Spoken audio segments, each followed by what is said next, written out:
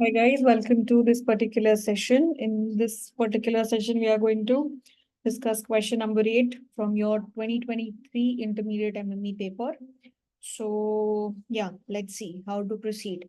So in this particular question, you are supposed to find out the eigenvalues and the associated eigenvectors of the following matrix. So you are given a matrix, इसके लिए आपको eigenvalues निकालनी है and correspondingly आपको उस eigenvalue की corresponding eigenvectors निकालने हैं. That is part number A. Part number B is asking is the above matrix diagonalizable. क्या ये मैट्रिक्स डायगोनलाइजेबल है, और अगर ये डायगोनलाइजेबल है तो please find the suitable matrix P. वो मैट्रिक्स पी निकाल के लाओ विच इज डायगोनलाइजेबल. ठीक है, सो सबसे पहले ए पार्ट करेंगे and the second part is also linked with that. So we'll start with that. ठीक है, चलो. So fine. सो अगर आपको आइगन वैल्यूज निकालनी है तो आप क्या करोगे? We will do this. We'll find the determinant of a minus lambda I and put it equal to 0. और फिर वहां से जो मेरी लैम्डा वैल्यूज आती है those are my eigenvalues. ठीक है, तो मेरी जो डिटर्मिनेंट है वो क्या बन जाएगा? 1 minus lambda -1 0 -1 2 minus lambda -1 0 -1 1 minus lambda. And इसका डिटर्मिनेंट जो है वो मुझे 0 पुट करना. Right, this is what I have to do. So now let's trying to figure out what is the determinant. So determinant will be 1 minus lambda as it is, and then we'll be doing this. So that will give me 2 minus lambda times 1 minus lambda, and then 1, and then that'll be -1, right? So मेरे पास क्या हो जाएगा यहाँ पे? 2 minus lambda times 1 minus lambda minus 1. This is one thing, right? And then I will keep this -1. And then there'll be a minus sign in front because it is a 1 2. So add करोगे तो odd हो रहा है, right? So that will be negative. So negative of -1, and then we will do the following, which is this. So that gives me minus of 1 minus lambda minus 0. So minus of 1 minus lambda and then 0, and then end term जो है वो 0 ही है. So that is all right. ठीक है, सो मेरा ये जो expression है ये क्या हो जाएगा? 1 minus lambda and then 2 minus lambda 1 minus lambda minus 1 minus minus plus, and then there's a minus, so minus 1 minus lambda. I have to put it equal to 0, right? तो इसको 0 के बराबर रख के लैम्डा की वैल्यूज निकालनी है. तो you can take 1 minus lambda common everywhere. 1 minus lambda I will take common, then it will be 2 minus 2 lambda minus lambda plus lambda square -1, and then there'll be a -1 from here as well, and that will equal to 0, right? So this is -2 and then +2, right? So I'm left with 1 minus lambda times -3 lambda and then plus lambda square is equals to 0. So that gives me 1 minus lambda, I'll take common, and then lambda minus 3 equals to 0. So from here, I have 3 values of lambda, which is lambda is either 0 or it is 1 or it is 3. So ये 3 possible जो है मेरी eigen values आ गई हैं. These 3 are my eigen values. Okay, ये 3 eigen values आ गई हैं. Fine, ठीक है. अब मुझे क्या करना है? I have to find the eigenvectors. तो आइगन वेक्टर्स कैसे निकालते हो आप लोग?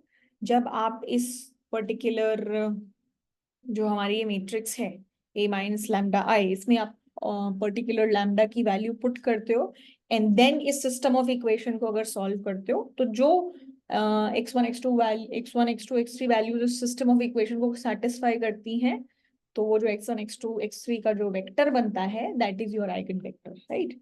So let's see. तो जब lambda value when lambda value is 0, तो हमारा जो सिस्टम ऑफ इक्वेशन है, let me just grab this so that there is no confusion. हाँ जी, तो मुझे इस पे फोकस रखना है. ठीक है, तो ये क्या हो जाएगा? System of equation is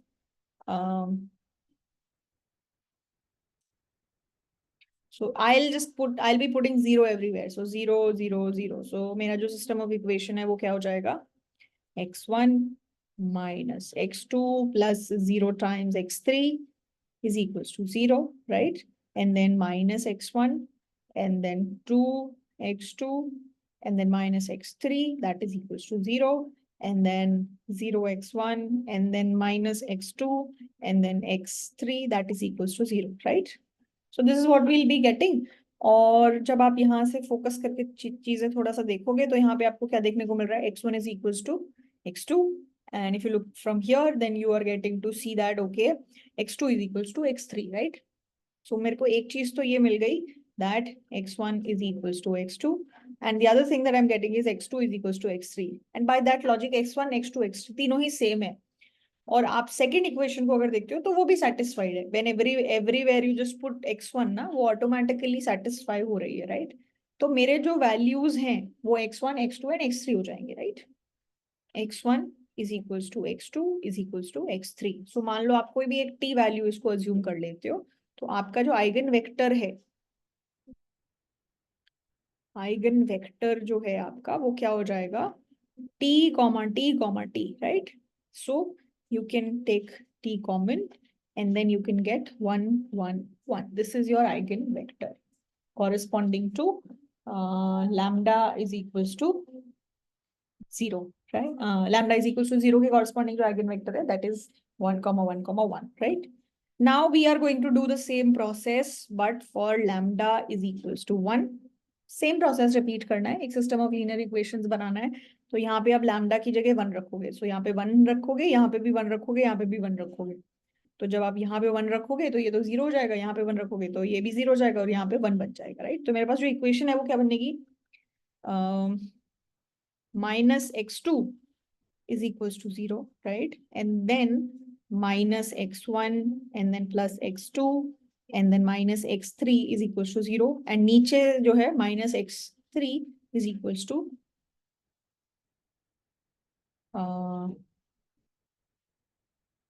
0 as well. Yeah, so minus x2 is 0 and sorry यहाँ पे x3 नहीं है, this is x2।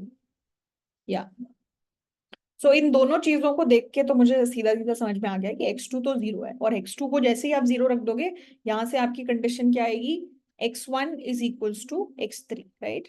सो एक चीज तो आ गई कि भाई x2 तो है वो तो 0 है and x1 is equals to minus x3, right?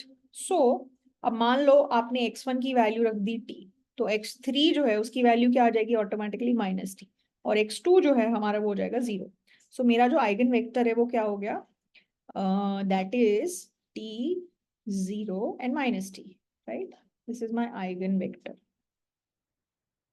This is my eigenvector. Okay, I can take t common from here, then I am going to get 0, 1 and minus 1. So this is my eigenvector corresponding to lambda is equals to 1. Fine.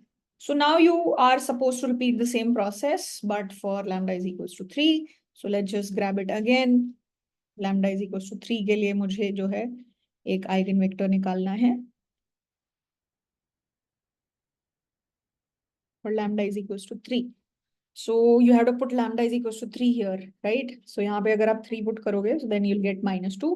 So you have -2x1 minus x2 is equals to 0, and then you have to put 3 here, so minus x1 minus x2 minus x3 is equals to 0, right? And then here again you have to put 3, so this is minus x2 minus 2x3 is equals to 0। तो यहाँ से मेरे पास क्या आ जाएगा, that x2 is equals to minus 2x1। यहाँ से मेरे पास आ जाएगा that x2 is equals to minus 2x3, right? This is what I get, है कि नहीं, right? And yeah, fine। And जब आप यहाँ पे x1 की जगह पे +1/2 x2 रखोगे और यहाँ पे +1/2 x2 रखोगे x3 की जगह पे, so this automatically, this equation is automatically getting satisfied, so you don't have to worry about it, so all three equation will be satisfied, right? So हम यहाँ पे क्या कर सकते हैं कि one thing that I can do is मान लो yeah, so suppose that x1 की value is t। Suppose x1 की वैल्यू अगर t है तो x2 जो है उसकी वैल्यू हो जाएगी -2t। x2 की वैल्यू अगर -2t है देन x3 की जो वैल्यू है वो क्या हो जाएगी t, राइट। सो मेरा जो डिटर्मिनेंट है, सॉरी मेरा जो आइगन वेक्टर है, मेरा जो आइगन वेक्टर है वो क्या हो जाएगा, मेरा आइगन वेक्टर हो जाएगा this t -2t and then t, so that gives me t and then 1 -2 and 1. This is my eigenvector. Fine. So ये आपके आइगन वेक्टर्स हो गए हैं एंड आपकी आइगन वैल्यूज भी हो गई हैं 0 1 and 3 and eigen vectors are what we calculated here. Fine. अच्छा, so this was part number A. Now part number B is saying is the above matrix, ये मैट्रिक्स डायगोनलाइजेबल है या नहीं, if so find the suitable P value. ठीक है, तो देखो हमने पढ़ा है कि कोई भी मैट्रिक्स डायगोनलाइजेबल कब होती है, जब इसके जो आइगन वेक्टर्स आते हैं अगर उसके आइगन वेक्टर्स लीनियरली इंडिपेंडेंट होते हैं, अगर जो हमारे आइगन वेक्टर्स आते हैं अगर वो लीनियरली इंडिपेंडेंट है, if all the eigenvectors that you get corresponding to a matrix if they are all linearly independent then the matrix is diagonalizable. We have studied this, right? तो अभी मेरा simple सा task ये है कि ये जो 3 आइगन वेक्टर्स मेरे पास आए हैं अगर मैं ये शो कर दूं कि मेरी जो उन तीनों वेक्टर्स से बनने वाली जो मैट्रिक्स है अगर उसका डिटर्मिनेंट नॉन जीरो आ गया तो वो तीनों वेक्टर्स जो है वो इंडिपेंडेंट हो जाएंगे। और अगर मेरे तीनों आइगन वेक्टर्स इंडिपेंडेंट है, लीनियरली इंडिपेंडेंट, तो जो मेरी मैट्रिक्स है वो डायगोनलाइजेबल होती है, राइट। तो अभी मेरा सिंपल सा टास्क क्या है कि मेरे जो आइगन वेक्टर्स बन रहे हैं, मैट्रिक्स जो बन रही है, let's say my matrix is this, तो मैंने अपने तीनों आइगन वेक्टर्स को इकट्ठा किया, मेरे आइगन वेक्टर्स क्या हो गए 1 1 1 1 1 1, right, and the other one is 1 0 -1 and the other one is 1 -2 1। जरूरी नहीं है कि आप यही नंबर्स लो, आप किसी के इसके लीनियर मल्टीपल्स कुछ भी ले सकते हो, right, because t values are there, so you can take any multiple, right? This is what we are trying to say. तो आप अगर ये मैट्रिक्स जो है इसका डिटर्मिनेंट नॉन जीरो आ गया तो मतलब ये जो तीनों वेक्टर्स हमारे बने हैं they are linearly independent and then the matrix will be diagonalizable. ठीक है, सो या फाइन, लेट्स सी इसका डिटर्मिनेंट निकालते हैं। तो इसका डिटर्मिनेंट जो है, इसका जो डिटर्मिनेंट है वो हमारे पास ये हो जाएगा। So determinant of this is going to be, let's say this is matrix B, तो इस मैट्रिक्स बी का डिटर्मिनेंट जो है वो क्या होगा 1 and then you will have 0 here and then 2 here and then -2 there, so -2 and then you'll have -1 here and then you will have 1 and then -2 and then +2 and then 3, so this is 3 and then +1 1 and then this is -1 and here this is -1, yeah, -1, perfect, right। तो अभी यहाँ पे अगर ये जो determinant है आप देख रहे हो -2 -3 एंड -1, सो दैट इज -6। तो ये जो भी मेरी 3 आइगन वेक्टर्स से बनके जो मैट्रिक्स बनी है उसके जो डिटर्मिनेंट है वो नॉन जीरो है, इसका मतलब ये जो तीनों आइगन वेक्टर्स हैं दे आर लीनियरली इंडिपेंडेंट। तो अगर मेरे आइगन वेक्टर्स जो मेरी मैट्रिक्स से कॉरेस्पॉन्डिंग आते हैं वो लीनियरली इंडिपेंडेंट होते हैं then my matrix is diagonalizable, मेरी मैट्रिक्स डायगोनलाइजेबल है, right. So this matrix A is diagonalizable। तो इन्होंने बोला है कि डायगोनलाइजेबल है कि नहीं बताओ, और अगर है तो वो एक मैट्रिक्स बताओ जिसके कॉरेस्पॉन्डिंग वो डायगोनल बनेगी। तो डायगोनलाइजेबल होने का मतलब क्या है कि एक ऐसी मैट्रिक्स एग्जिस्ट करती है जैसे कि उसका इनवर्स लो, ए से मल्टीप्लाई करो और पी करो तो क्या बनती है, एक डायगोनल मैट्रिक्स बनती है जिसमें आपके λ1 λ2 λ3 होंगे। तो बेसिकली 0 λ ये सब जो हमारे आइगन वैल्यूज आए हैं, राइट। तो अब यहाँ पे एक मिस्टेक जो बहुत लोग करते हैं, बहुत बच्चे करते हैं, वो ये होती है क्या कि ये जो मैट्रिक्स है ना पी, उसको ऑटोमेटिकली पता क्या करते हैं कि ये मैट्रिक्स बना ली बस, हाँ, कि इसी को पी मैट्रिक्स बोल दिया। बट आपने कभी भी ये मिस्टेक नहीं करनी है, आपको हमेशा ये जो भी आपके आइगन वेक्टर्स दिए हुए हैं उनका कॉरेस्पॉन्डिंग यूनिट वेक्टर बनाना है और फिर वो मैट्रिक्स बनानी है, राइट। तो जैसे मेरा ये आइगन वेक्टर था कॉरेस्पॉन्डिंग टू 0, ये आइगन वेक्टर था कॉरेस्पॉन्डिंग टू 1, ये आइगन वेक्टर था कॉरेस्पॉन्डिंग टू 3। तो मैं इन तीनों वेक्टर्स को यूनिट वेक्टर्स में कन्वर्ट करूंगी और फिर अपनी मैट्रिक्स लिखूंगी, ठीक है। This is where people make mistakes. So lambda is equals to 0 के कॉरेस्पॉन्डिंग मेरा जो यूनिट आइगन वेक्टर है वो क्या हो जाएगा? यूनिट आइगन वेक्टर मतलब वो आइगन वेक्टर जिसका जो मैग्नीट्यूड है वो 1 हो, राइट। तो मेरा जो वेक्टर था वो था 1 1 1। तो इसका मैग्नीट्यूड कितना हो जाएगा? 1 square plus 1 square plus 1 square 3, और उसका स्क्वायर रूट। सो मेरा जो वेक्टर है वो क्या हो जाएगा? 1/√3, 1/√3 एंड 1/√3। ठीक है। लैम्डा इज इक्वल्स टू 1 के कॉरेस्पॉन्डिंग यूनिट आइगन वेक्टर जो है वो क्या हो जाएगा? That is going to be you know my vector was 1 0 -1, and then इसका जो डिटर्मिनेंट इसका जो मैग्नीट्यूड है वो क्या हो जाएगा? 1 square plus 0 plus 1 square, so 2 square root of 2। So that will be 1/√2, 0 - 1/√2। This is my eigenvector. And lambda is equal to 3 के कॉरेस्पॉन्डिंग जो मेरा यूनिट आइगन वेक्टर है, okay, that is so this was 1 - 2 and 1, so 1 square is 1, 2 square is 4, 5, and then 6, square root of 6. So that is going to give me 1 by square root of 6, and then minus 2 divided by square root of 6, and then it will be 1 divided by square root of 6. ये तीन चीजें होंगी। तो ये मेरे तीन eigen vectors हैं। इसका यूज करके जो मेरी मैट्रिक्स बनती है that is my matrix which is diagonalizable, so that is going to be my P matrix. तो मेरी जो पी मैट्रिक्स है वो ये हो जाएगी 1/√3, 1/√3 and 1/√3, right. And then this is 1/√2, 0 - 1/√2, 1/√6 -2/√6, 1/√6, right? So this is the matrix that you have to use to make it diagonalizable. Okay, so I am just going to tell you कि अब आपको क्या करना है।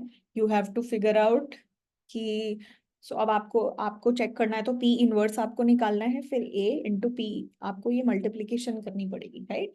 सो I will just tell you, I have already done this so that I don't waste too much time.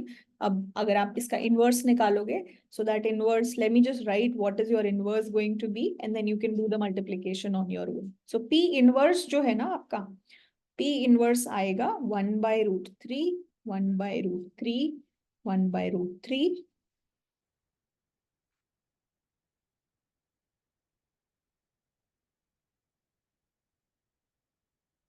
and it will be 1/√2, 0 - 1/√2, and then it will be 1/√6 -2/√6, and then 3/√6. No, actually not 3/√6. It will be 1/√6 only. Yeah. So this is going to be your P inverse. अगर आप इसको ध्यान से देखोगे तो क्या देखने को मिल रहा है आपको कि ये जो है ना, ये वाली मैट्रिक्स, इसका अगर हम लोग ट्रांसपोज कर दें तो ही मेरा P इनवर्स निकल के आ जाता है, but that is just a coincidence here. So this is P value, this is P inverse value, right. And then अब आपको क्या करना है, P इनवर्स आ गया, A मैट्रिक्स आपको पता है, और P, इन तीनों का जब आप मल्टीप्लीकेशन करोगे, so then you are suppose to find कि अल्टीमेटली जो है आपका आंसर क्या आना चाहिए। This is what you should get. So let me just grab the calculations where I've done it.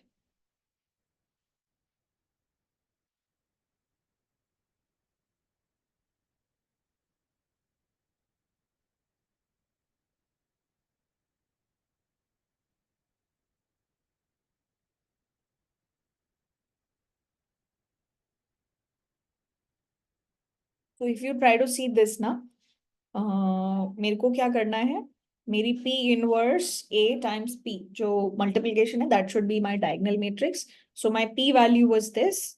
Determinant of P अगर आप निकालोगे, so that is going to be, determinant of P is going to be -1 here. And then you have to find out the P inverse matrix. So P inverse matrix किस तरीके से आएगी, आप cofactors की matrix create करोगे, C11, C12, C13, C21, C22, C23 ये सब आप निकालोगे. So ultimately finally जो आपका आंसर आएगा, that is going to be this one.